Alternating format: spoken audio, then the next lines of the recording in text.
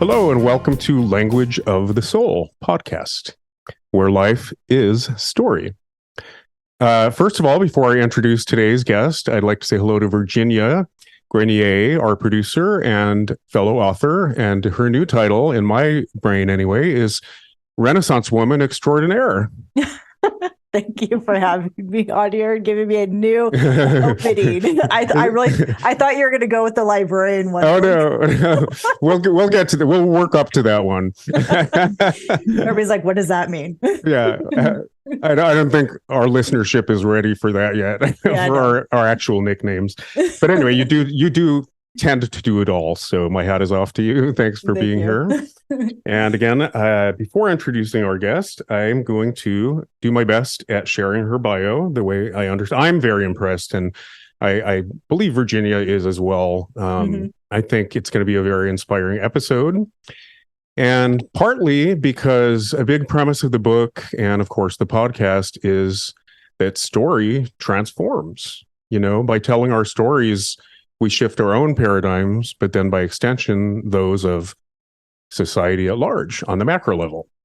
So I think I saw it as the embodiment of that process of not so much turning lemons into lemonade, but I think even the book jacket of the book that we'll get to said something like turning challenges into gifts. And crises into opportunities is another way of putting it. And anyway, that's a big premise of the book. So I'm excited to talk about that aspect.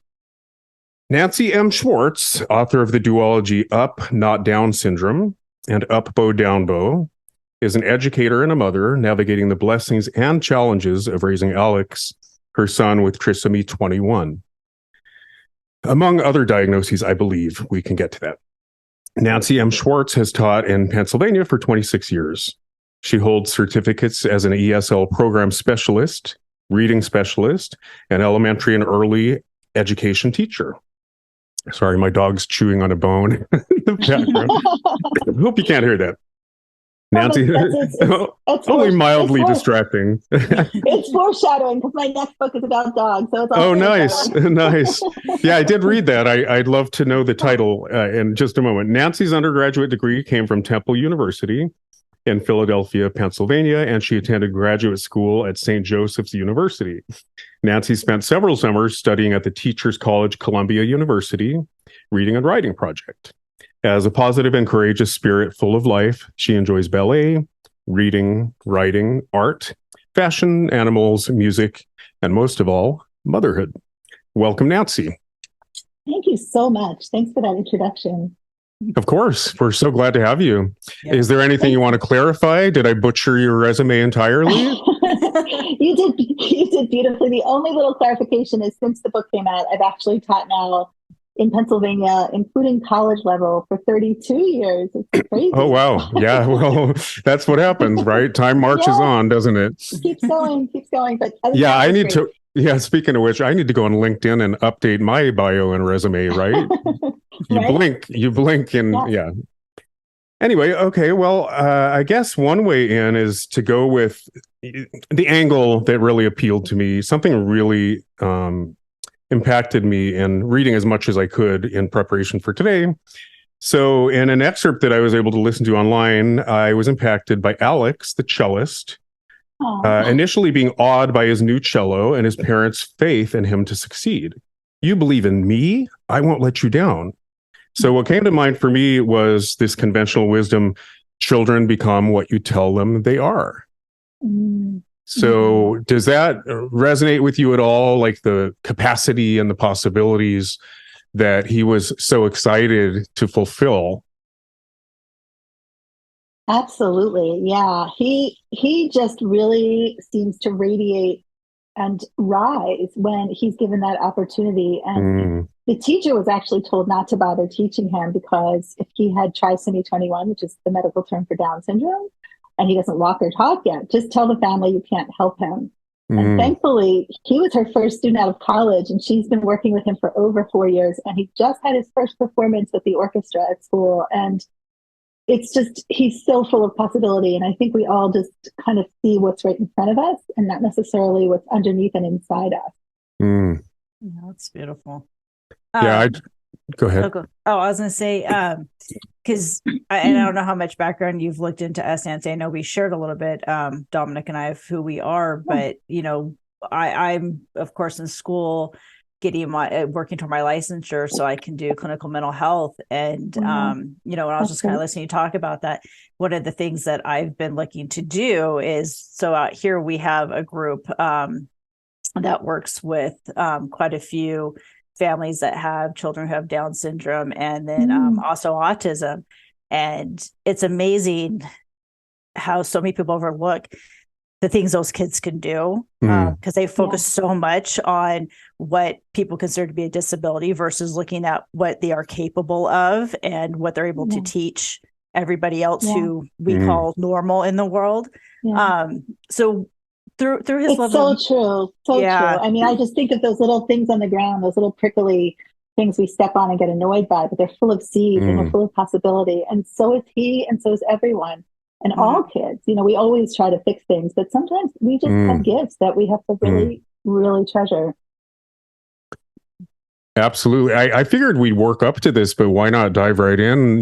That's really, that's my feeling is, do you have any opinions on what, let's say, non-binary or other abled children have to offer us? What is the big gift, if that makes sense? I think it takes a village.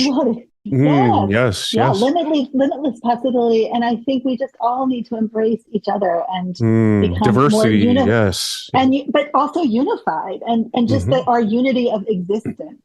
And I think that's something that we all need to strive for, because everyone has gifts. My friend Jessica from Sweden talks about how her dad always said that. And it's so true. We all just have something to give.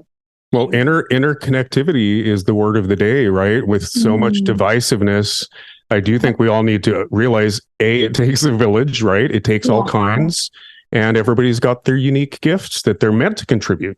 So, absolutely. But I just wondered if you felt like there was a specific gift that I'm sure you do, a specific gift that maybe Down syndrome or trisomy 21, but specifically Alex has brought to your family and maybe to those around him, to the world. Yeah. Oh my gosh. There's so many. That's my first book is really full of all the gifts and all the lessons that he's taught me. But one of the most important ones is that everyone is important, and it isn't just some people that are important because of some things. And I think often we forget that. And that's one of the biggest ones that I've taken from him. And just joy of life. He's just full of a light. It's a reminder, isn't it? It's a reminder of what matters in life.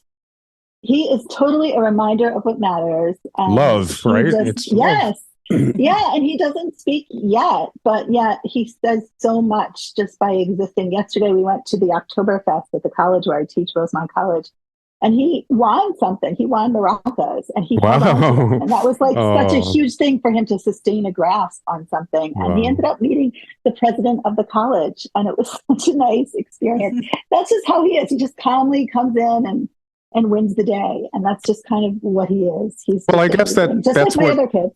Yeah, that's what touched me. Yeah, let's not leave them out. But that's what really touched. Yeah, that's what really impacted me about his excitement, because in a way, he was thrilled that you saw potential and capacity in him and had faith in him, right, and succeeding with the cello. But it's almost like he doesn't know his limitations. We learn our limitations. So, Paul Coelho, The Alchemist, which everybody. I love that book. I love that book. I follow him on Twitter. I love him. Or X. He's amazing. But he spoke of how beginner's luck, he called it. So if we all have, you could call it a calling or a ministry, but he calls it our personal legend, right? If we honor that and are true to our personal legend, the universe conspires in our favor. So he calls that beginner's luck. I call it not knowing your limitations, right? So I feel very blessed that I was raised in an environment where I didn't know any better, and then slowly over time, the doubts get in and the disillusionment, and you have to sort of relearn that stuff. So I think all children, we could learn the lesson of it. It's kind of, we're better off when we don't know our limitations. That's right. And after I finished The Alchemist, I was left with that idea that the treasure's inside us. Beautiful. It's inside of us, and that we need to just be able to access that. And you're right. Well, and that's a very universal theme. The Wizard of Oz, everything you need is in your own backyard. And how we approach it. Yeah, definitely. Beautiful. So on the educational, the academic aspect, and Virginia, you can probably speak to this, but there's a lot of talk of diversity and inclusion, right? And sometimes it's just a box that you check and make sure you're fulfilling it, but it's so much more nuanced than that. So something that came up for me, I've been reading, for good or bad, probably reading too much, Deepak Chopra, and then Bruce Lipton's The Biology of Belief.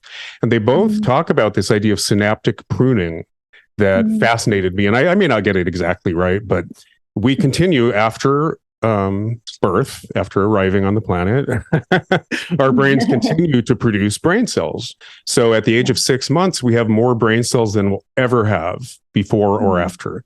But then this synaptic pruning happens where if you don't use it, you lose it. So like certain brain cells that might lend themselves to, I don't know, playing the cello or any number of things, they get snipped, which is tragic to me. And that's why we have programs like Sing to Your Child, right? Read to your child, because the stimulation is a huge part of it. So does any of that resonate with you? And how do you feel education is handling? How is education handling diversity and inclusion? Yeah, well, so it's a big question. I just think of that movie about water and how, water responds to feeling, yes. Water. What the bleep was it? Yes, it's just like how we approach each other and to treat each other. It's such a paramount, huge thing. Words and right, the vibrational power of words and emotions. Yeah, I mean, I think it was Maya Angelou. She said, like, words live in a room, and you can feel that energy, and it is. It's a palpable feeling that when someone embraces you and helps you, you can feel that, and you can also feel the opposite. And as far as education and how it embraces it, I mean, I hope that we're learning more and more, but I think the pandemic just underlines so much of what we still need to do and the work that we still have to do, and how much the haves have and the have-nots do not have, and how much we need to come together to bring that, and to just really help each other more so than we ever have. Yeah, it really brought mental health issues to the forefront, right? But also maybe, like you said, the difference between the haves and the have-nots, who is slipping through the cracks. Yeah, yes. I mean, if you didn't have a computer at home for Zoom, then you weren't in school at all. And, even with the Zoom computer, it wasn't really ideal, but I think we have so much more work to do to bring us all closer together in that front as well. Well, Virginia, jump in at any time, but that leads me to one of my, I am the host, by the way, leads me to one of my questions, which is, but really, Virginia is way more in touch because she has children. I have 22 nieces and nephews, but I'm not a daddy. Yeah, you could be. Well, amazing. We're a fertile clan. I'll leave it at that. But I'm off the hook. So, and then I taught for 20 years. So I actually caught them coming out of the public. Right. I taught college levels. So I kind of saw the changes generationally in education. So I guess I wonder if you're familiar with VARC or the Waldorf schools, the idea that there are different types of learners, and we actually can cater, right, to the different modes of learning and the different types of learners. Yeah, I think differentiation is the key. And I think that's really what my co-author for my second book embodies. She differentiates, like she provides that rigor of academics for the cello, but also the guidance and help that Alex needs, because he can't sustain his grasp by himself, but she helps to figure out how to navigate that. And I think that's what we need to do for all of education, and that we challenge people, but also meeting them where they are and giving them what they need. Carol Tomlinson did a lot of work in that area for differentiation, but it's so important because, you can learn about the cell, and you don't have to necessarily just take a test. You could make a diorama. You could act it out. There's not just one way to learn something. It's funny you would say that. I remember in college, in junior college, when I was getting my general ed out of the way, developmental psychology class. And the idea was to put yourself in the space of a child, literally looking up at the world. And it was meant to be a play-by-play, go throughout your day and document.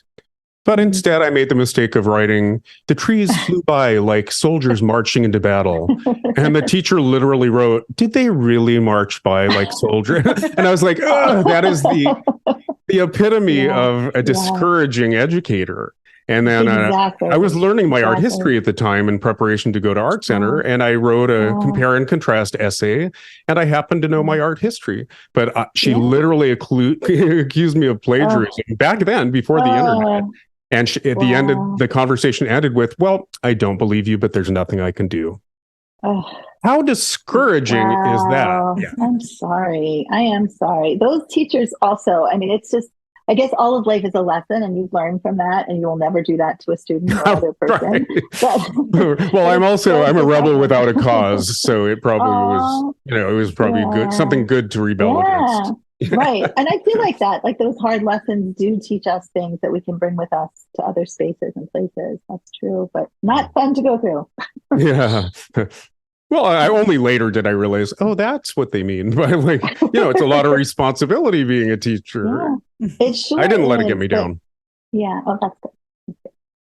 Anyway, Virginia, what are your thoughts on how diversity and inclusion is being embraced in education? I know we have a long way to go. Oh, yeah. No, we absolutely do. I mean, even within my own studies right now at the university level. And I don't want this to come across wrong to anybody that, listens to this podcast, but when I think about the whole inclusion and diversity thing, the problem is sometimes, at least what I'm seeing now, it's starting to balance out slightly, but on the university level anyways, they were, instead of going too far to the right, they were going way too far to the left. So it was making everybody on the right feel a little bit more like not included or attacked. Right. And so that's kind of what I've seen happen with, and why I think mental health has become such a forefront since COVID, like you guys brought up, because you first had where people were feeling, oppressed and not feeling like they were included. And then the voices started speaking out. And so everybody just kind of got on that bandwagon, and then all of a sudden started isolating the other section it's so tricky. The world. It is. It's such a balancing act. And it's funny that you mentioned, Dominic, about how you guys were asked to basically get down at a child's level and in your class, because when I used to teach writing here where I live in Utah, one of the first things I did in my writing 101 class was actually tell these aspiring authors, if you're going to write, it was for the ones who are wanting to write for children's and teens in that class particularly. I tell them, get down on the floor, like literally lay on your back and perceive that room that you're in at that toddler level, at that 3-year-old's level, at, the 6-year-old level, at the 8-year-old level, because, they're constantly, because they're basically, that's why we call them rugrats. They're looking up at the world at a totally different perspective. And I think that's kind of the one thing that, which is sad that your teacher didn't understand and kind of came at you for, Dominic, is because, and I feel like, Nancy, you see this because of having Alex in your life, you get a very different perspective of of how the world's looked at, because, whenever he talks about like the norms of society and culture and what's acceptable, the problem is it becomes such a, horse with the blinders on, and we forget there's other vantage points to be looking at the world from. And so when you get those unique creative people, or, someone who comes from a different cultural background and they see something different, or just internally, they just feel like they're different from everybody else. So they have a different perspective that isn't the norm. We kind of push them to a side and forget, like, hey, they may see something we didn't notice. Yep. And there's value to all of it. Yep. Yeah. So true. So true. So Nancy, I'm curious, because with Alex, I mean, obviously music's been a big thing for him and his communication with you guys as a family. Can you kind of share what that transformation's been like for your family and kind of seeing the world in a new way through that viewpoint of Alex's? Yeah, I mean, it's helped him in so many ways. I think also just confidence level, because he sees that we see him. Recently, we saw Rhythm Bath, which is a performance done by a choreographer whose son has challenges, and she made the stage part of the dancers. Everyone's part of the performance. And my husband and I looked at each other and cried as we watched Alex watching it, because he was so focused in on the beauty of the lighting and the stage and the dancers and the music. And I think he looked at it differently because he is a musician and a cellist. So for one, but also because this atmosphere was provided that was inclusive. It wasn't, you have to be quiet, they're performing now. He was part of the performance. And if you ever see Rhythm Bath somewhere, you should definitely check them out. Rhythm Bath. Yeah, they were incredible. Also, we were just kind of at a local place in the town of Wayne, and I think it's 118 North. They had a live guitarist, and Alex he kept rocking to the beat of the guitar, and just that's what he does now. He feels music like a musician. If you're on a car ride and there's music, he will just rock out to it, and it's so beautiful to watch, because I know that he feels the music differently, having learned all the terms and just given that opportunity. So in that sense, also in his everyday, I mean, because he has OT, occupational therapy, physical therapy, speech therapy. So all of those things also have helped in those areas. Is it fair to say, like, because the movement is a big part of his world, right? And that is he like a kinetic learner? In other words, is that his way in? I think that is part of it. Also audio and visual. But I think just holding his toothbrush now is a little easier. I mean, he doesn't always do a perfect job, but because he holds that bow on the cello. Or, right. So motor skills improve. Yes. Yeah. Well, what struck me though is beautiful. Oh, wow.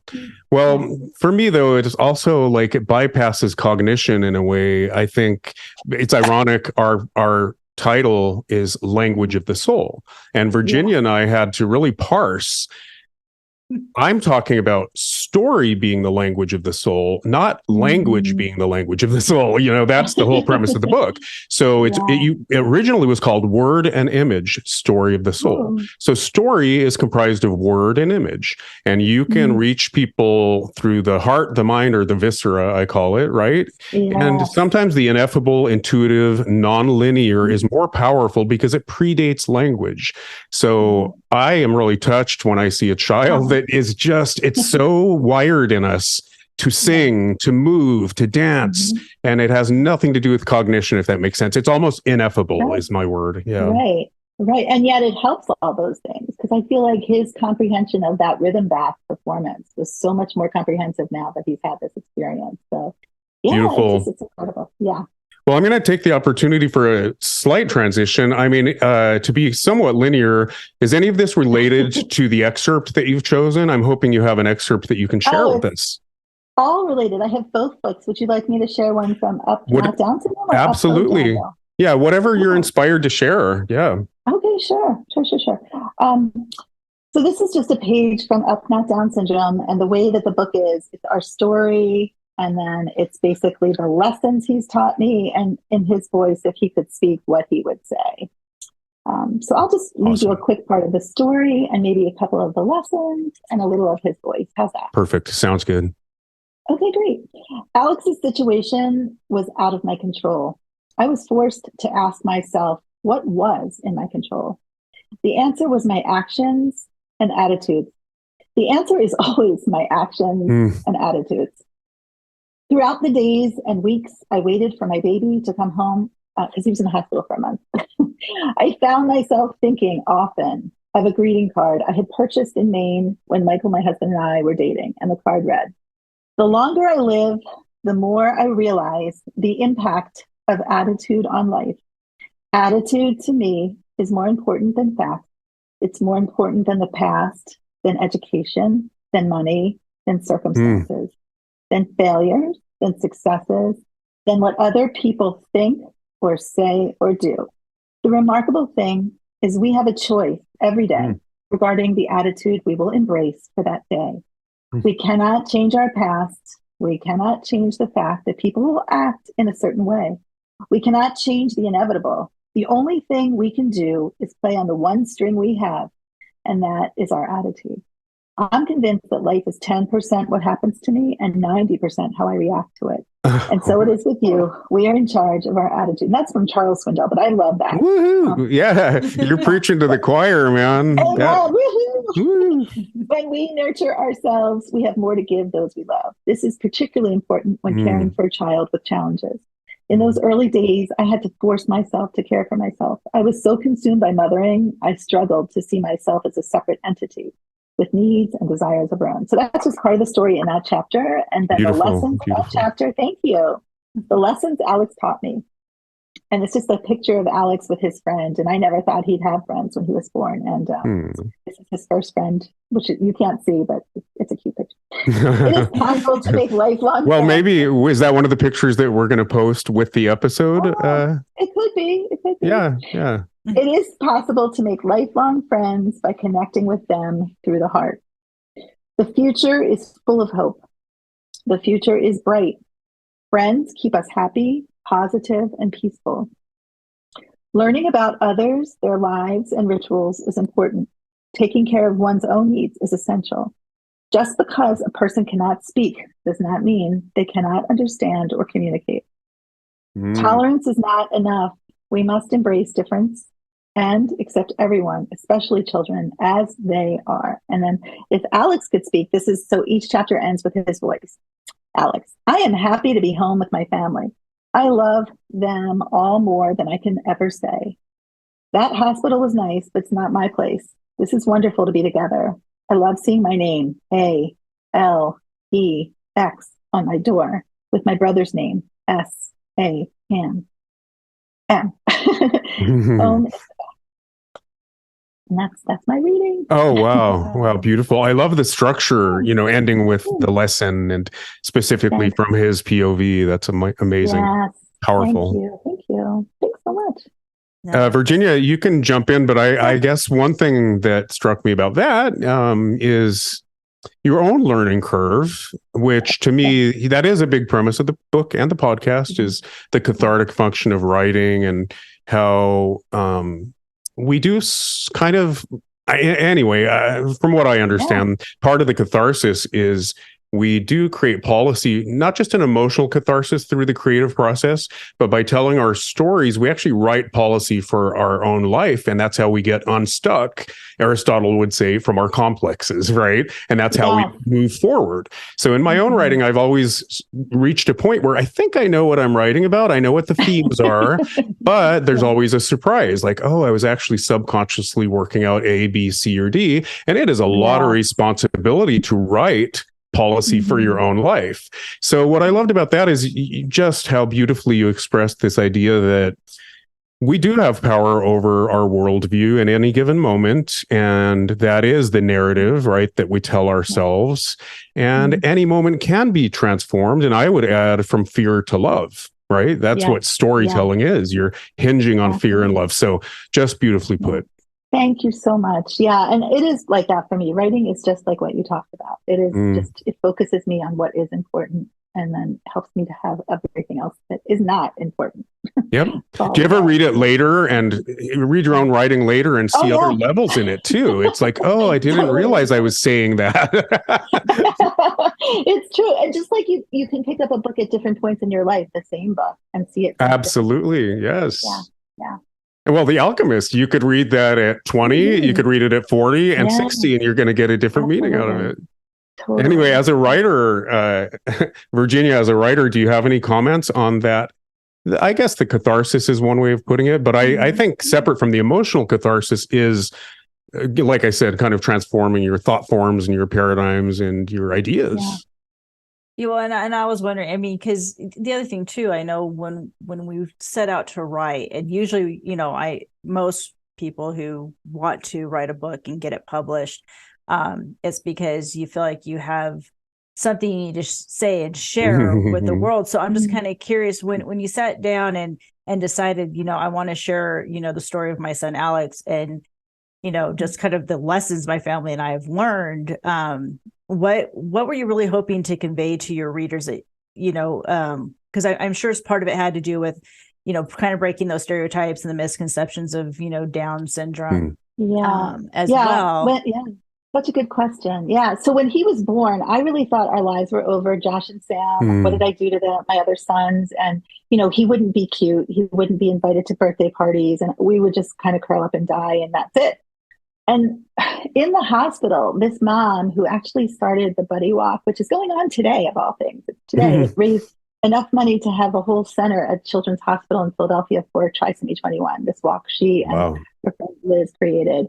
So Grace came to the hospital, one of the women that created this walk, and she told me three things. She said her dad told her that people will respond to your son the way that you respond to him. And she said, he's not taking anything away from Josh and Sam, and he's just an addition. He's not taking anything away. And she said, every day say the serenity prayer. So those three things, I kind of kept them in the hospital on notes. And at that moment she came, I'm dripping in blood and I just had a baby. This is not like, I don't usually meet, people I don't know well like that, but those words she gave me, they stayed with me to this day. I mean, Alex is going to be 15 and, it's so true. And that when I learned that from her and I started to see how adorable he was and how, these people were surrounding me with this love and community, I wanted other people who may have been thinking initially how I thought that my life was over to know that no, this journey, this path is a little different, but there's. And I'm guessing your other children bore that out too. From all the examples I've seen, siblings wouldn't have it any other way. They see the gift in all of it. I really think you're right, actually. I mean, Josh, the oldest, won the kindness award after Alex was born. Sam also was just incredibly kind to people. They're both at University of Virginia studying, and Josh had been at community college, transferred in, and almost weekly, he and Sam will meet up with a young man who lives in a group home who's lost both his parents and then ultimately his teeth because there wasn't someone to brush them. But they take him out, they take him grocery shopping, they take him for lunch, and they call him and he calls them and is able to have that. I don't know that they'd have that kind of kindness to help other people if Alex were not in the world. So I really do see the impact that he's had in a positive way for them, definitely. So long answer to your short question. No, beautiful. No, I love it. I wanted people to know all those lessons, and he continues to teach me things. It's not done. Well, there's so many levels, there's so much, and that's why you've written books, and I think the links are going to be in the description so people will be able to, but there's so many aspects to this, which is why I kind of want to talk about it through the lens of the spirit of this podcast, which we have, I think you've beautifully supported, not that we have an agenda, but we do want to impart just the immense power of storytelling in society and for the individual. And so, yeah, this is such a vivid example of that. So I don't know, I guess in that spirit, I'm just wondering if you could speak to, like, you were a writer before all of this happened, right? Yeah, I did write some articles, but nothing like a book, but yes, yeah. So what was the precise moment? I know you carried those words with you from the hospital forward, but was there a precise moment of inspiration where you just knew this was your mission, or not to put words in your mouth, your mission or your calling or your muse? What was the pivotal moment? Well, it really was in the hospital after Grace's visit. I actually thought of the title then, and I thought, you know what, she's right, and I need to share this. And so from then on, I just kept a notebook because I worked full time as a teacher, and I just would take like a little moment latte in the morning and write for like 10 years. You're a woman after my own heart. There's got to be caffeine in the writing process. Oh my God, yes. Sure. So every day in my workday, I would just take this little time for myself to write in this notebook, and it just kept going. I found a wonderful developmental editor, and she helped me kind of really hone in on my message, and it just kept evolving. And then thankfully a publisher was interested in it. Wow, you're lucky. So I really don't love to talk about technique. I find it kind of boring. I'm more into the why do we tell stories, right? But out of curiosity, did you outline it? Did you kind of find your way? Did you do it in a more linear way without outlining it? Just curious how you approached it. It was not outlined. It was just, conversations overheard, people saying, he's never going to walk yet. Things that would just kind of really suck the life out of my soul, or things that I was really struggling with. I would just jot those down, but the developmental editor really helped me to kind of focus in on what I wanted to say. Because I think the conversation between craft and intent, or what is the inspiration that you're hoping to impart, so the thematic content, they can be at odds, but ideally craft or technique is there to help you express what is being inspired by the universe, I would add. Exactly. And what you said about the writing helping me, I mean, I didn't really go to the support groups. It wasn't for my style, but this writing was my support. And so in answer to your question, I kind therapy. Totally use it as my therapy and also as my inspiration. But, as I kept going through the years with Alex and Josh and Sam, I kept learning more and more. And I really wanted to get it out there. So beautiful. Yeah. Yep. Yeah, that is beautiful. Is there anything you would like, everybody who's listening to this podcast to take away kind of from, the things that you've gleaned in the writing of your two books and just the experiences that you've been able to have you and your family with Alex and what he's been able to impart upon you guys? Oh, so much. But I mean, one thing is just when you think your life is just going to be over, it can be the complete opposite. And I mean, I think that some of us feel that way. Mm-hmm. Yeah, I think that you have to die to be reborn. Yeah. So in this spirit, kind of mourning or putting to bed disillusionment, right? That's the only way we transform and grow. So it's along the lines of the theme that you hinted at, which is transformation, right? I think sometimes we have to mourn our illusions in order to arrive in new territory. Yeah, and it doesn't happen overnight. And the other thing I would say, I got a chance to study with Dr. Sharon Ravitch at University of Pennsylvania in a course on pedagogy teaching. And one thing I've learned from her, I mean, I've learned a lot from her. In my second book, I do have a chapter, but one thing she always kind of reminds me is that we have to free ourselves from the performative, like liberate from that, and sort of, why are we doing what we do? And it can sometimes just be for the sake of doing it, because it gives us joy. And I think we have to do more of that. Love it. I agree. Absolutely agree with that. Okay, well, beautiful. I guess we'll sign off unless there's anything else you want to share. I would like to say we're going to put the links in the description, but do you have a preferred place for people to find your books? Your website, right, is a good place to go. So I think there is a bookshop in Radnor, Pennsylvania that has my books. There's one also in Bethlehem, Pennsylvania called Moravian. So Main Point Books, Moravian. They're independent bookshops. So if you can support those, that's great. If you need to mail it, Amazon has it. Audible, we just finished recording the second book, Up Go, Down Go, where Alex gets to play a song that my co-author wrote for him after each chapter, kind of like on NPR. You'll hear his music throughout the book. And on that note, in terms of what's coming next on the horizon for you, tell us a little bit about, I think you said it's about dogs, and it's a collaboration with your husband? Yeah, my husband and I wrote this book before children, and we never did anything with it. And thankfully, the publisher really, embraced it. And it's going to be about kindness and embracing differences and dogs. So yeah, please look for it. It's so funny because earlier I was tempted to jump in, and then I thought, no, I'm not going to compare her child to a dog. But my rescue dog that I got during the pandemic has taught me so much. And I started writing a book. Other books took over, but I did start writing a book about. He reinforced every spiritual principle that I aspire to through his example. I love that. There's so much incredibleness from dogs. Yes. I agree. Yeah. And even though I'm not a mother or a parent, my sister wrote a really beautiful book called, now I'm plugging her books, Maternally Yours. It reads like maternally ours, maternally yours. It's all one word. But she said, and I know you guys will both relate to this, that she has 4 kids, but even with her first 2, she just said motherhood was such a profound, sacred experience. I had to write about it. I don't think she saw it as therapy at the time or even thought ahead about sharing it with the world as a contribution. But her way of putting it was just such a sacred, profound experience. I couldn't not write about it. That's so beautiful. Yeah, we all have to write about our sacred moments, don't we? We really just have to share those. That's beautiful. I want to look for that. Well, I hinted, to bring it full circle, I hinted at Maya Angelou at the very outset, and her quote is, "There's nothing more agonizing than an untold story that we carry inside." I'm butchering it, but that we carry with us.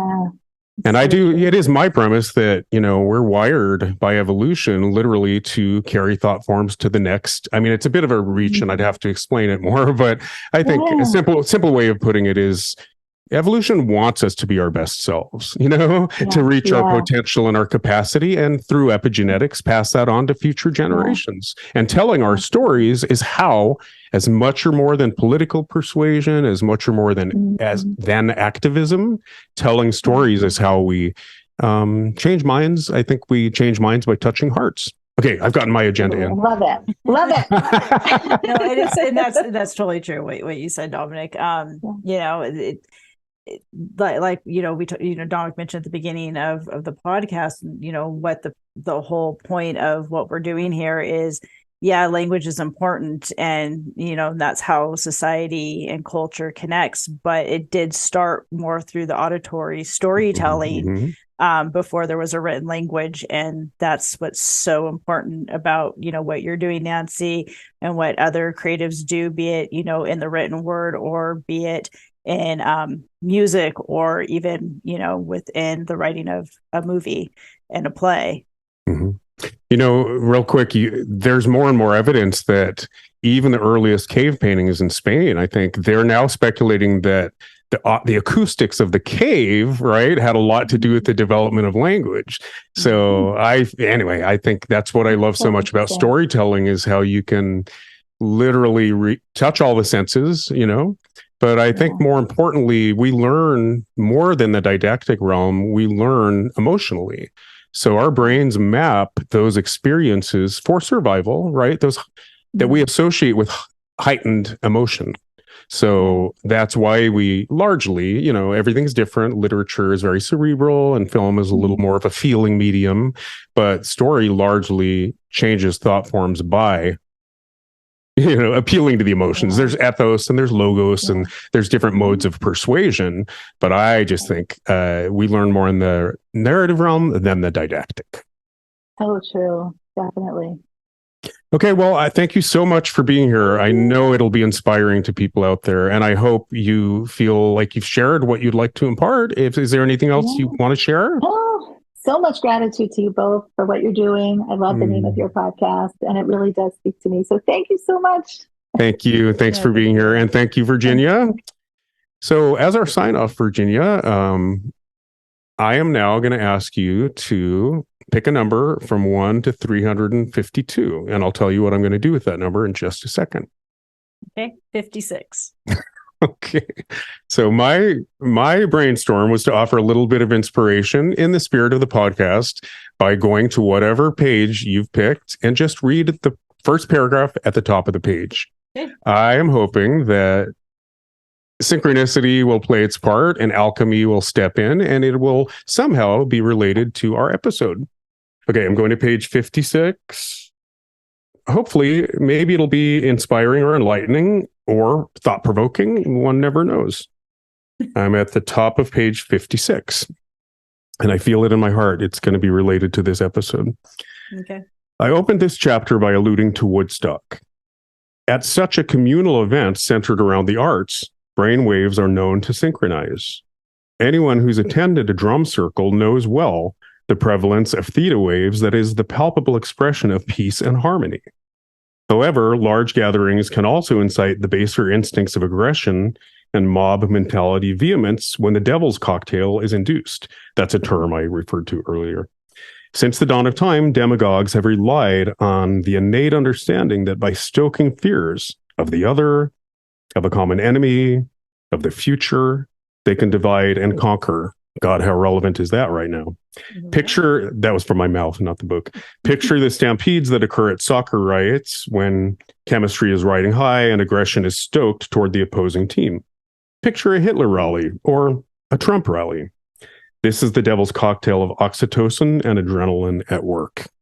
So I immediately see a connection to the episode. Do you see any connection? I totally saw a connection, especially when you start talking about Woodstock and then the drum circle as well, because Nancy talked about, her son and being able to go and basically be in a sound circle and be a part of that. And absolutely. When we are in a communal setting and even like a drum circle, that is interconnectivity in action.